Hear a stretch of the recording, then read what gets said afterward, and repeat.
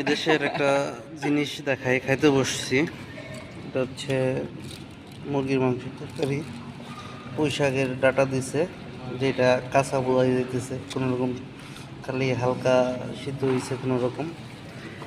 এটা মাছ ভুনা তাদের মতে, এটাও আর একটা মাছ ভুনা, আর এটা হচ্ছে সালাদ। সালাদের ভিতরে কি কি আছে দেখাইতেছে আপনাদের।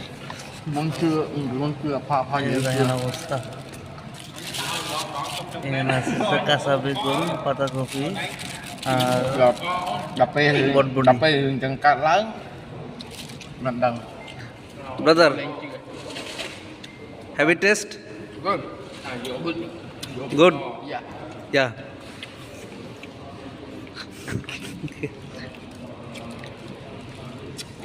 Okay.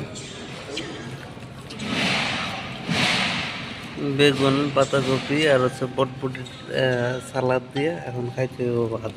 Yeah. এই হলো অবস্থা। Bye. 3,000.